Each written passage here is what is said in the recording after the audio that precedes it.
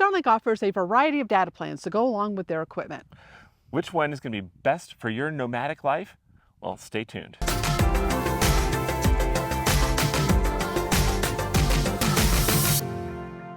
Hi there, I'm Cherie. And I'm Chris. And we're with the Mobile Internet Resource Center, where we track options for mobile internet for RVers and cruisers. This video is part of a three-part series going over Starlink options. The first goes over the pros and cons. This one will be on the data plans. And then we have one going over the equipment options. So Starlink offers a whole bunch of plans, and they all have different traits that you have to understand to see how well they will fit your needs. Both traits as regarding how portable they are, or how you can use them in motion, and traits regarding their priority on the network. So before we dive into the specific plans, we'll explain a little bit about those traits and how you have to balance them. So first, they have three different options for how portable or mobile a plan is. First, they offer plans that are for fixed locations like homes or businesses, and those you can change your service address. Then they also offer plans that we call portable. These are plans where you don't have to change your service address. You can just move to your new location and set up, but they're not really designed for high-speed in-motion use. And then they have plans that you can also use while you are in motion, even at highway speeds. Now, then, once you have these plans, these plans all operate at three different priorities on Starlink's network, and this can become very significant when things get congested. So they have plans that are best effort. These are the plans that have the lowest priority on Starlink's network. So if you're in a congested area, service can be slow and sometimes actually unusably slow because everybody else who's on Starlink with higher priority plans goes ahead of you in line. Then, of course, there are the plans that are standard priority. They're just kind of middle of the road, ahead of all the lower priority best effort people. And then there are plans that have priority. They're the priority plans that go above everyone else. So if you really need to jump to the head of the line, have fast service, you might want to make sure you have priority plans or a plan that lets you purchase additional priority data.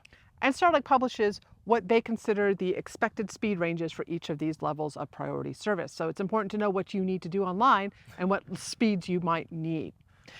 Now, we'll start with the mobile plans because those are the ones that they market specifically to RVers and boaters for, well, mobile nomadic use. First, they offer their mobile plan. Now, this one starts at $150 per month. It includes unlimited data, but it is always at that best effort low tier service. That means when you're in a congested area, you could experience those slower, unusable speeds. Now, with this plan, you do not need to change your service address. You can just set it up at your location. But for in-motion use, it is restricted to 10 miles per hour. So you're not going to be able to use this at highway speeds, but if you're moving along in a boat like coastal cruising, that is going to work just fine for you. At their mobile level, it is for land use only. So this is not going to be for something you can use for ocean crossings. But if you're in a coastal cruiser boat, a lot of intercoastal waterways as well as inland waterways are marked as land on their map. So that's an important consideration if this plan is right for you. Another critical feature of this plan to consider is international use. Now, with the mobile plan at the $150 per month, if you can use this plan anywhere on your home continent. So here in the US, if you have the North American plan, you can move into Canada and Mexico with no problems. It just roams, and there might be some restrictions on how long you can be out of your home country, but it's a really simple option for international travels. They also offer a mobile global option for $200 per month, which allows you to use the plan anywhere on the globe where they have service on land. Okay.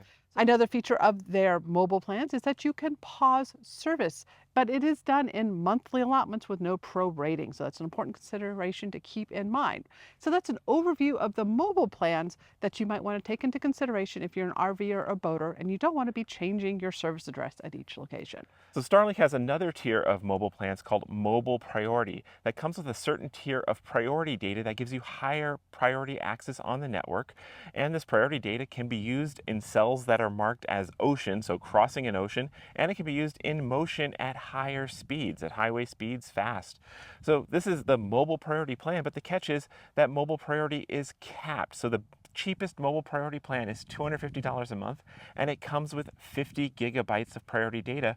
When you use up that 50 gigabytes, it drops down to being just a regular mobile plan with all the same traits, no longer crossing oceans or anything like that, until you want to pay for some extra mobile priority data, which is $2 gigabyte if you opt into it, or there are higher tiers that come with more already.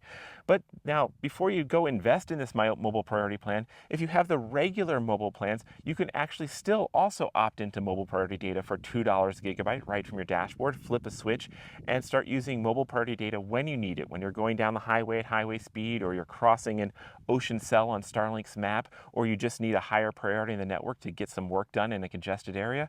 You have that option even with the mobile plans for $2 a gigabyte, which is actually more flexible than having the $250 a month mobile priority plan, because on that plan, that first 50 gigabytes will get used up before you have the option of then opting in to spend more for extra. So keep that in mind. For most people, mobile priority doesn't make sense. Either go with the mobile, regional, or global options. All right. Starlink also offers plans for fixed locations, and on the surface, that might not seem compatible with nomadic life. But there are some cases where it might actually make sense for you, and you can save money and get higher priority data on the network. So their standard plan is intended for residential use. The pricing is either $90 or $120 per month, depending upon the service address you're using at it and how congested they are in that area. Most of us will pay $120 per month. With this plan, it's always standard level priority. So it's going to be higher level priority than those mobile plans that are always best effort. So you can get higher speeds and be less subject to congestion in areas, which might be an important trait. These plans, however, you do have to change your service address each time you set it up. Now, currently, there is no wait list on Starlink, and that is super easy. You don't have to worry about it. You're going to be able to change your service address almost anywhere in the US, and that's an important thing.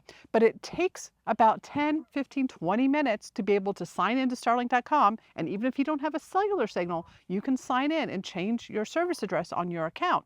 But it can take a while for Starlink to recognize that address, reassign it, and get you back online, which might not be suitable if you just want to stop at lunch and use the service, but it can be great if you just are the type of RVer or cruiser that just wants to set up Starlink when other options aren't working, or you don't need it at lunch stops or in motion or anything like that. So this portability on the standard service can be a great option for RVers to get you higher priority on the network and save some money. One other downside of these plans, however, is that they only work in your home country. You do not have that international continent usage, and there's no global option. So if you are intending to cross borders, this won't be a plan that you'll want to have subscribed at that time. But standard option can be a great option to consider for nomads in certain situations. Now, Starlink also has one other plan intended for fixed location usage. It's the priority plan, which is normally intended for businesses, but they have a lower tier of the priority plan that is just $140 a month, and it comes with 40 gigabytes of priority data in a fixed location. And just like the mobile priority plan, when you have used up that initial 40 gigabytes, you can opt in to buy more. But because the fixed location service is cheaper, they actually charge only 50 cents a gigabyte instead of $2 a gigabyte if you want more priority data at that fixed location. So it's actually very practical for people who want to jump to the head of the line, have that most high priority service, and just opt in and pay for it when they need it, particularly since it starts at $140 a month, cheaper than the cheapest mobile plan. Now, the catch with this is just like with the fixed location standard plan, you can move locations whenever you want to and assign it to a new address, but it is a manual process. You have to go and edit your location and wait that 10 or 15 minutes to have it register where you're at. So it is practical for travel, but not necessarily practical for in-motion use, and it does not have the ability to travel on the ocean or into new countries. And this gets complicated because the way SpaceX tries to steer which plan you get when you buy equipment. Yes. So if you go to their website at the top, you're going to see residential, roam, mobile, maritime, and then you get into aviation and other things like that. Of course, it'll probably all change by the time this video goes live, but that's what they currently are. So in picking your plan with Starlink, you'll need to take into consideration, do you need the in-motion usage? Do you need it at high speed? Do you need to cross oceans? Do you need to cross international borders when you're on land? And how important is pausing and not pausing? Now keep in mind, even on the standard and priority plans, you can still cancel service and restart with no penalty, and it also is no prorating. So it's almost the same thing as pausing. So that is not as important of a consideration as some of the other features of the plans and the differences between mobile and fixed plans. But here's the thing. You don't have to choose. It's not a once-in-a-lifetime decision that you're committed into for all of your Starlink lifetime. You can change your plans as needed on a monthly basis. In some cases, if you're going up in plans, you just pay a prorated charge and you can have the plan change immediately. If you're going down in service, they tend to have it be in effect on your next billing period. So if you have an upcoming trip to Canada, switch to mobile. If you're going to be traveling in the US and you don't need the in-motion usage, or you don't need to have it instantly on when you get to your location, well, just consider standard or priority. If you're going on an ocean faring cruise, well, then go to mobile priority. There's all these options and you can change between them as you need it. So don't stress too much about making the right decision up front. You can adjust as your own changes need. And I can trust one thing important. Starlink will probably change these too, because data plans are the place where they have made the most amount of changes over time.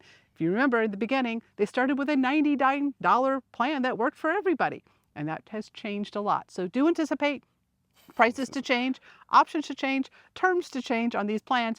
And when there's significant changes, we'll have this video updated in this series. So if this video is kind of old right now, see if there's a more current version that might go over the more current options that Starlink is offering.